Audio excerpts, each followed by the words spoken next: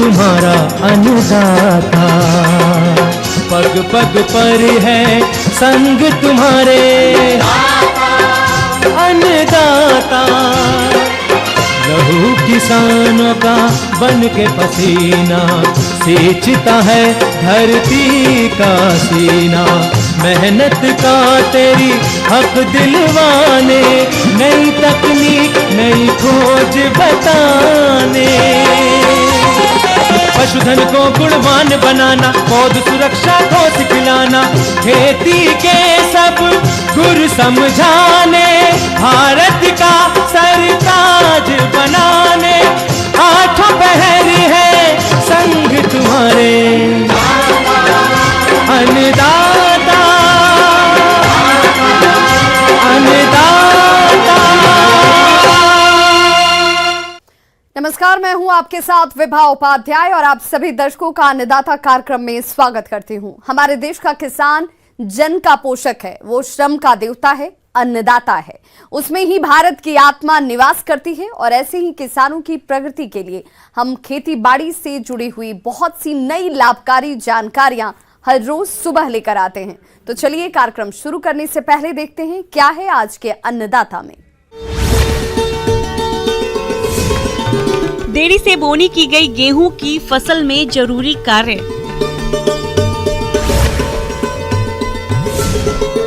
पशुओं का समय पर टीकाकरण कराएं, बीमारियों से बचाएं।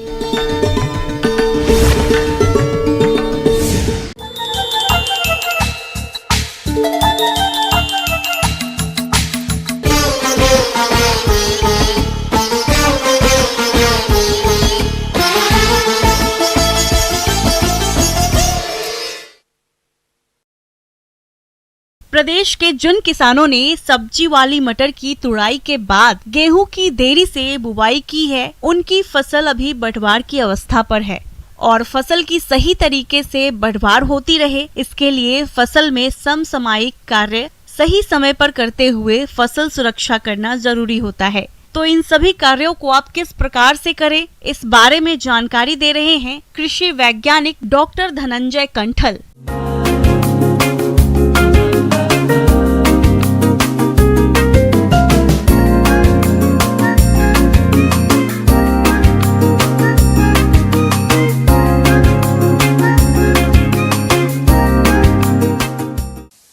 किसान भाइयों, आज जो हम चर्चा करने के लिए उपस्थित हुए हैं, हम चाहते हैं कि गेहूं की जो फसल लगी हुई है, जिन किसान भाइयों ने गेहूं की जो फसल लगाई हुई है, हम उस पर चर्चा कर रहे हैं आज। वैसे तो अब समय निकल गया है, गेहूं जिनको लगाना था उन्होंने लगा चुके हैं, लेकिन कुछ लोग हमारे जनवरी में भी लगाते हैं, जैसे मटर के बाद भी कुछ लोग लगाते हैं। तो किसान भाइयों, इस समय बहुत सारी चीज़ों, गेहूं के उत्पादन वैसे तो बहुत अच्छा है, लेकिन इसमें बहुत ज़्यादा समस्याएं नहीं आती हैं। लेकिन यदि हम कुछ चीज़ों का ध्यान रखें तो निश्चित ही गेहूं की फसल में बहुत अच्छा उत्पादन ले सकते हैं। किसान भाइयों, खरपतवारों द्वारा 25 से 30% तक उपज में कमी आने की संभावना बनी रहती है। ये कमी फसल में खरपतवारों की सघनता पर निर्भर करती है। उत्पादन में कमी के अलावा फसल को दिए गए पोषक तत्व, जल, प्रकाश और स्थान आदि का उपयोग खरपतवार के पौधों के स्वयं के द्वारा करने के कारण होता है। इसीलिए इनका नियंत्रण बेहद जरूरी होता है। गेहूं की फसल में यांत्रिक विधि से खरपतवारों को नियंत्रित करने के लिए गेहूं की खड़ी फसल में समय समय पर निराई गुड़ाई करके फसल को खरपतवारों से मुक्त रखें, जिससे फसल की उचित बढ़वार हो सके। हम कुछ चर्चाएं आपसे करना चाहते हैं। किसान भाइयों, गेहूं की फसल में आप पानी का एक विशेष ध्यान देना। यदि हम पानी समय समय पर दे रहे हैं तो पहला 21 दिन का पानी तो सबका हो चुका होगा, जिस समय पहला हम यूरिया का देते हैं, डोज देते हैं।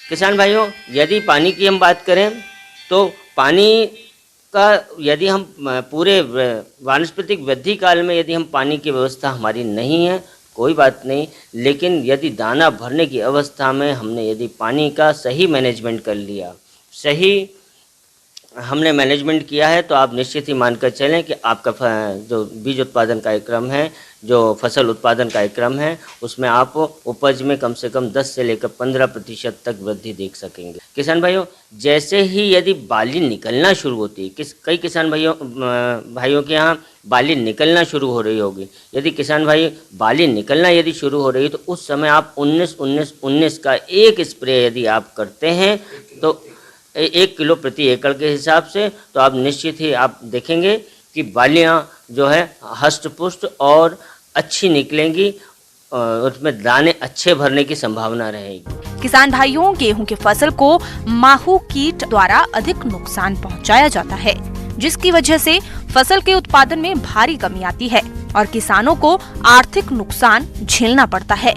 इसीलिए आप इनकी पहचान करके समय रहते नियंत्रण जरूर करें।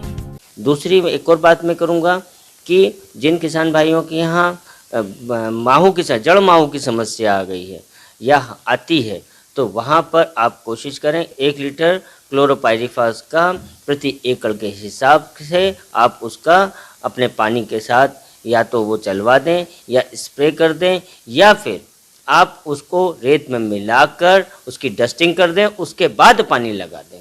तो जड़ माहू की समस्या और दीमक की समस्या भी, साथ ही साथ दीमक की समस्या भी यदि किसी के यहाँ है तो वह दूर होगी।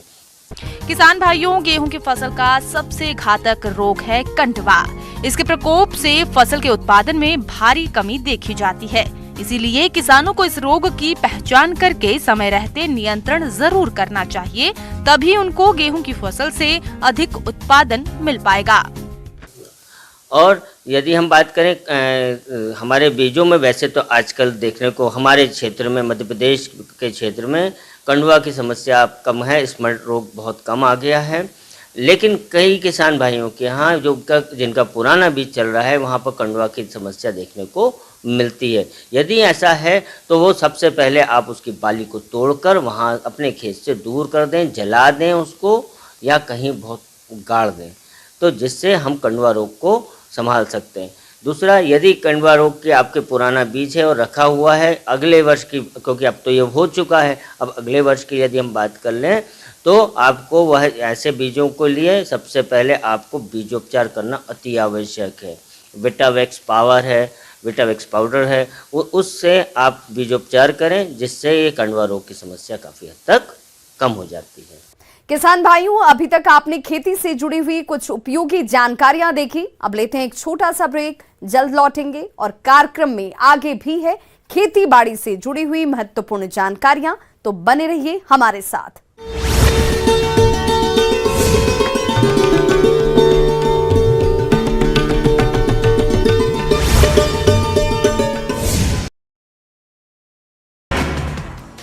दिल्ली के उप मुख्यमंत्री मनीष सिसोदिया और स्वास्थ्य मंत्री सत्येंद्र जैन ने मंत्री पद से इस्तीफा दे दिया है। सीएम केजरीवाल ने स्वीकार भी कर दिया है। 18 विभागों की जिम्मेदारी संभाल रहे थे मनीष सिसोदिया। शराब घोटाला केस में मनीष सिसोदिया को सुप्रीम कोर्ट से राहत नहीं मिली। चीफ जस्टिस डीवाई चंद्रचूड़ की अदालत ने फटकार लगाई, कहा आप सीधे यहां क्यों आए, दिल्ली हाईकोर्ट भी जा सकते थे। Bhopal Ujjain passenger train blast मामले में एनआईए कोर्ट ने सुनाई सजा। 8 मई से 7 आतंकियों को सजाए मौत, 1 को उम्र कैद। 7 मार्च 2017 की घटना। वन रैंक वन पेंशन मामले में सुप्रीम कोर्ट में सुनवाई। कोर्ट ने बकाया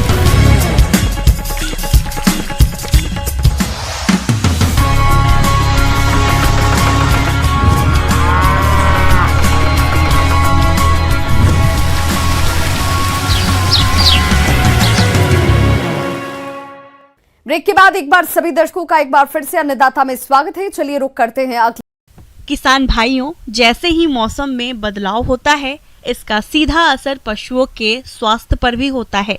ऐसे हालात में पशु की रोग प्रतिरोधी क्षमता में कमी हो जाती है, जिससे पशु अनेक घातक बीमारियों की चपेट में आ जाते हैं। इसलिए समय समय पर पशुओं को बीमारी से बचाने के लिए टीकाकरण करवाना जरूरी है। तो आप किस प्रकार से कराएं पशुओं में टीकाकरण, इसके बारे में विस्तार से बता रहे हैं पशु वैज्ञानिक डॉक्टर प्रवीण कुमार।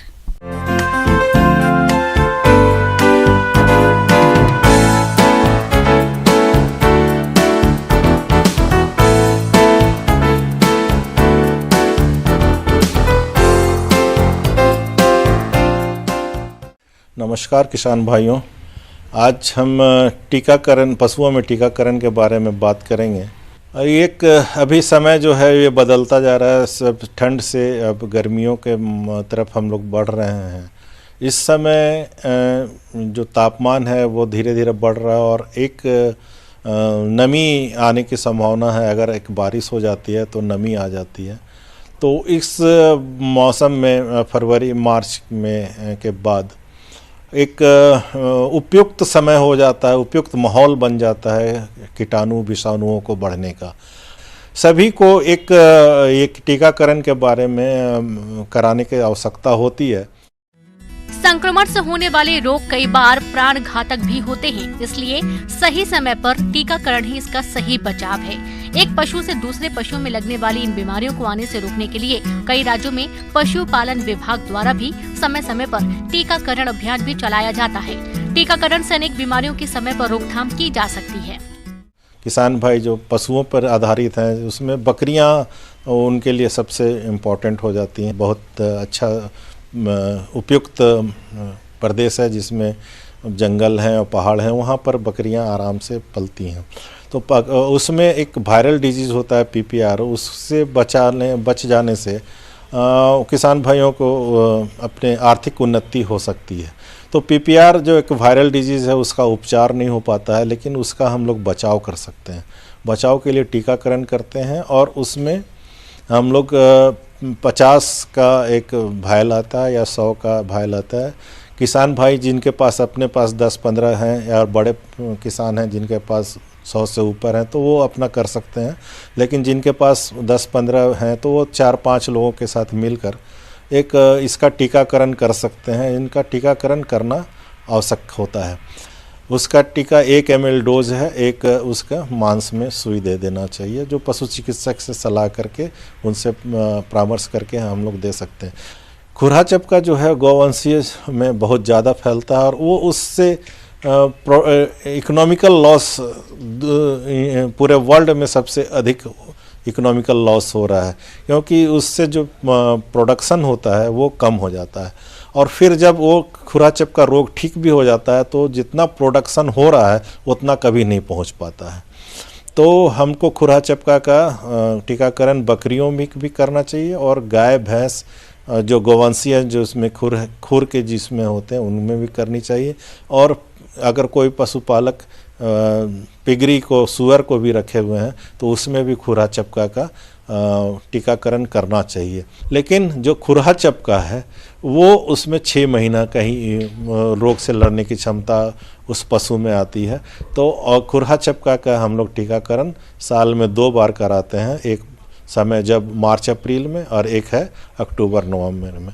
तो उसके बाद हम लोग उस रोग से पशुओं को लड़ने की क्षमता आ जाएगी और वो रोग होने की संभावना कम हो जाती है।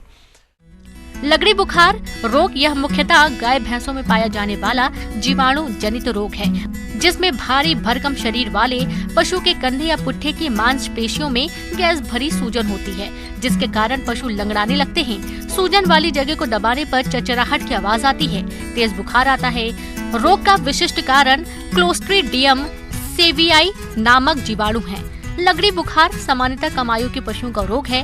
वर्षा ऋतु में इस रोग का प्रकोप अधिक होता है तथा इसमें मृत्यु दर अधिक होती है।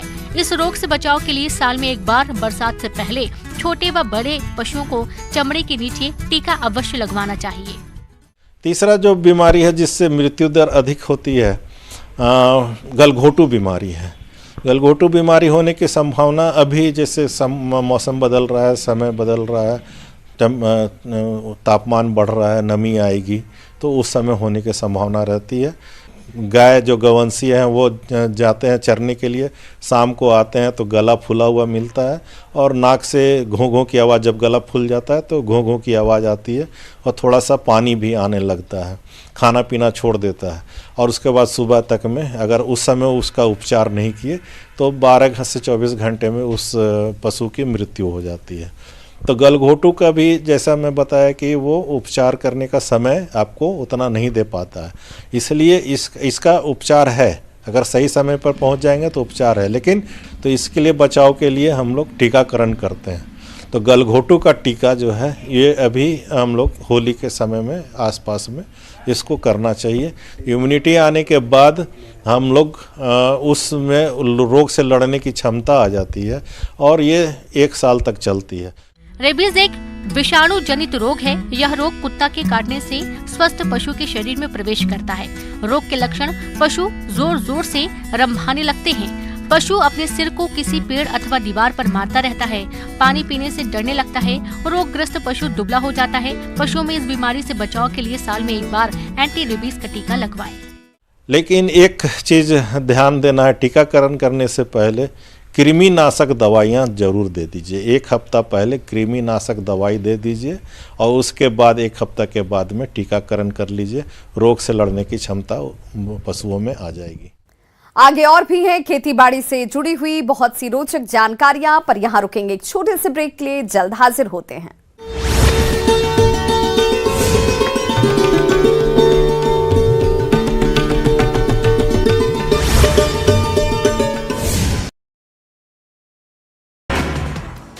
दिल्ली के उप मुख्यमंत्री मनीष सिसोदिया और स्वास्थ्य मंत्री सत्येंद्र जैन ने मंत्री पद से इस्तीफा दे दिया है। सीएम केजरीवाल ने स्वीकार भी कर दिया है। 18 विभागों की जिम्मेदारी संभाल रहे थे मनीष सिसोदिया।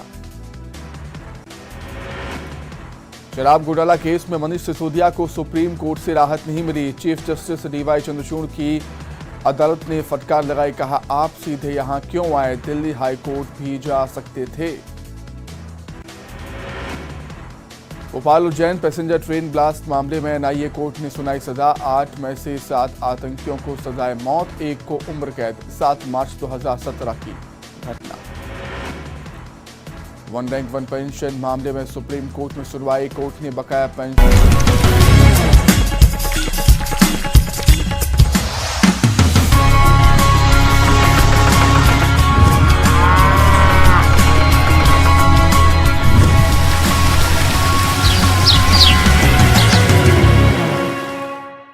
ब्रेक के बाद एक बार फिर से आप सभी दर्शकों का अन्नदाता कार्यक्रम में स्वागत है। बढ़ते हैं अपनी अगली प्रस्तुति की ओर।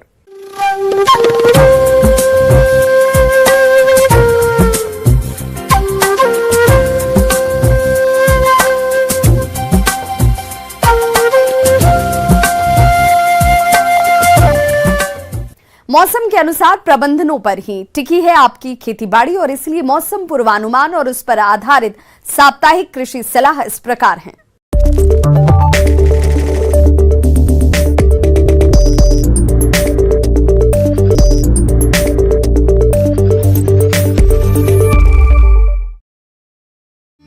ग्रामीण कृषि मौसम सेवा भारत मौसम विज्ञान विभाग, जवाहरलाल नेहरू कृषि विश्वविद्यालय, आंचलिक कृषि अनुसंधान जबलपुर द्वारा भेजे गए मौसम पूर्वानुमान रिपोर्ट के आधार पर जिला छिंदवाड़ा और इससे लगे जिलों के किसान भाइयों को सलाह दी जाती है कि इन क्षेत्रों में आने वाले दिनों के दौरान मध्यम हल्के से साफ बादल छाए रहने एवं मौसम मुख्यतः शुष्क रहने की संभावना है। अधिकतम तापमान 33 से 35 डिग्री सेल्सियस और न्यूनतम तापमान 15 से 16 डिग्री सेल्सियस के मध्य रहने की संभावना है। आने वाले दिनों में हवा दक्षिण पश्चिम उत्तर पूर्व एवं पूर्व दिशाओं से बहने एवं 7 से 10 किलोमीटर प्रति घंटे की गति से चलने की संभावना है। ऐसे में इन क्षेत्रों के किसान भाइयों को सलाह दी जाती है कि गेहूं की फसल बालियां निकलने की अवस्था में है, अतः जो किसान भाई बीज उत्पादन करना चाहते हैं वे विजातीय पौधों को निकालकर खेत से अलग करें। गेहूं की फसल में विभिन्न क्रांतिक अवस्थाओं में आप जरूरत के हिसाब से सिंचाई करें और सिंचाई के बाद शेष बची हुई यूरिया का छिड़काव अवश्य करें। यूरिया का छिड़काव करते समय इस बात का ध्यान रखें कि पत्तियों पर पानी न हो।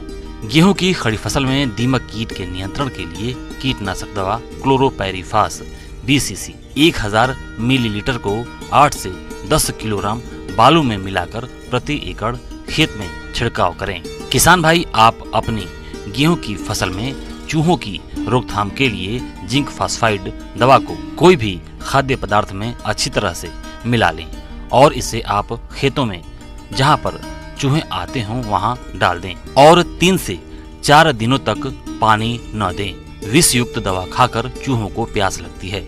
ऐसी अवस्था हो कि सरलता से पानी उपलब्ध नहीं हो सके। देरी से बोई गई सरसों की फसल में माहों की संभावना हो सकती है, अतः दिखाई देने पर इसके नियंत्रण के लिए डाइमिथोएट की 750 मिलीलीटर मात्रा 500 से 600 लीटर पानी में घोल बनाकर प्रति हेक्टेयर की दर से छिड़काव करें। संभावित मौसम पूर्वानुमान में मौसम साफ रहने के अनुमान को देखते हुए समय से बोई गई सरसों की फसल में 75% फलियां पीली पड़ने पर सरसों की कटाई करें। चने की फसल फली बनने की अवस्था में है। फली बनने के समय फली छेदक कीट के आक्रमण की अधिक संभावना रहती है, अतः किसानों को सलाह दी जाती है कि फसल की निगरानी करते रहें और यदि कीट दिखाई दे तो इसके नियंत्रण के लिए इंडोक्साकार्ब 14.5 SC की 12 से 15 ml मात्रा प्रति पंप की दर से स्प्रे करें। चने की फसल में प्रारंभिक कीट नियंत्रण के लिए एकीकृत कीट प्रबंधन का प्रयोग जैसे फेरोमोन ट्रैप, प्रकाश प्रपंच या खेतों में पक्षियों के बैठने के लिए खूंटी लगाना लाभकारी होगा।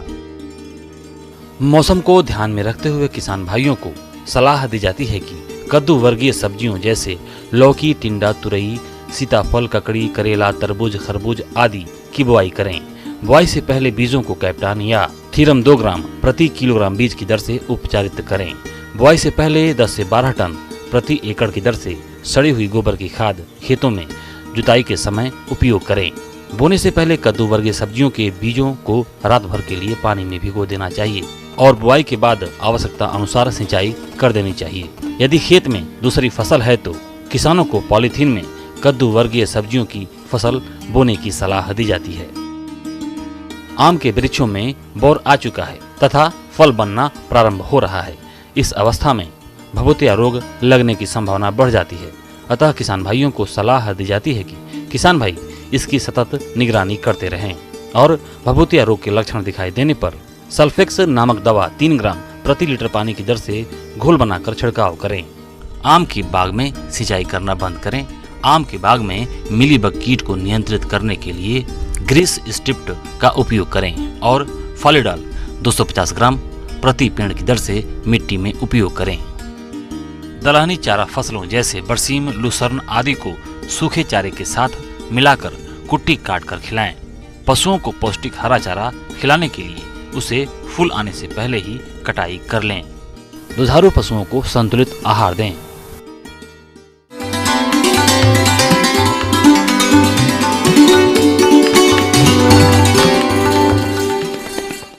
अन्नदाता हेल्पलाइन निःशुल्क फोन संपर्क सेवा के माध्यम से आपके द्वारा पूछे गए प्रश्नों में से 1 या 2 महत्वपूर्ण प्रश्न को हम अपने कार्यक्रम में शामिल करते हैं और इसी के तहत आज किसान का सवाल और उनका जवाब इस प्रकार से है।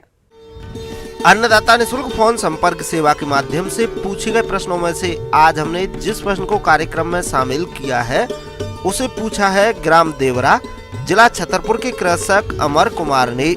ये जमुना पारी नस्ल की बकरियों के पालन के बारे में जानकारी चाहते हैं। तो अमर कुमार जी, आपकी जानकारी के लिए प्रस्तुत है कार्यक्रम का ये अंश।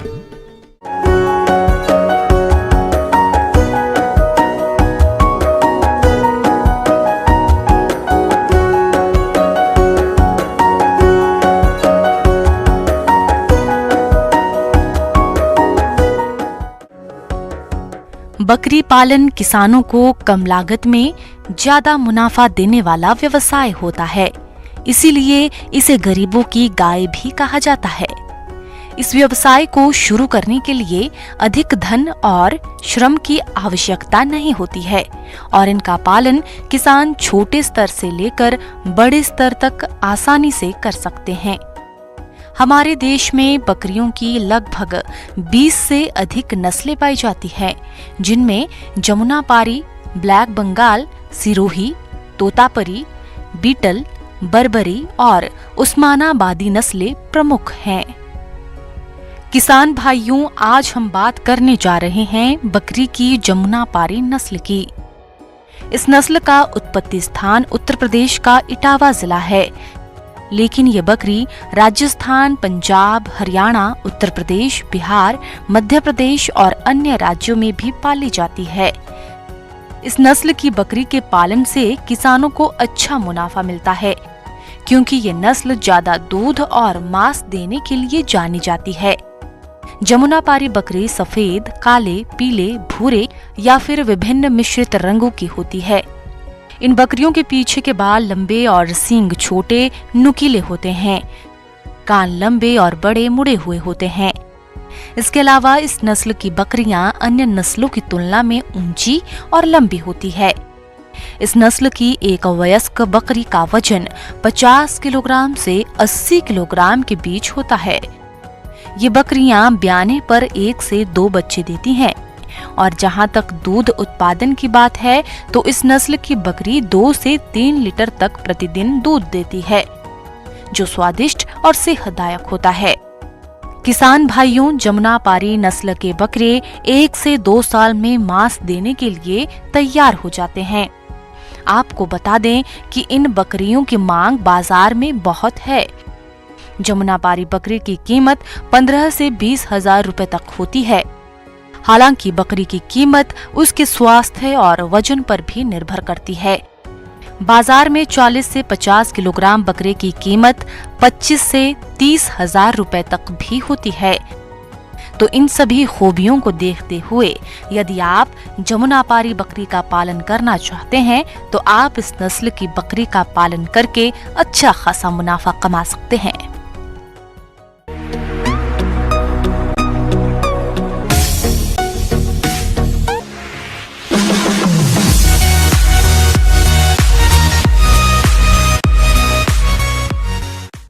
आइए अब एक नजर डालते हैं राज्य के कुछ चुनी हुई मंडियों के प्रमुख फसलों के बाजार भाव पर।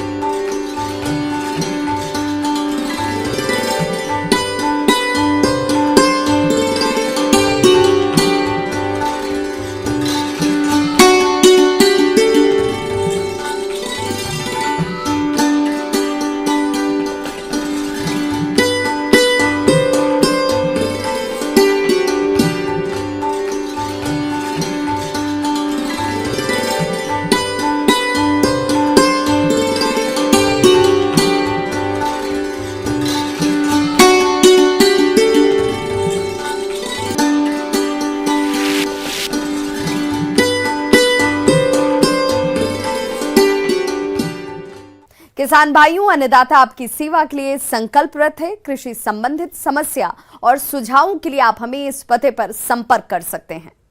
प्रोड्यूसर अन्नदाता, news 18 Madhya Pradesh Chhattisgarh, Ramoji film city, Hyderabad 501512।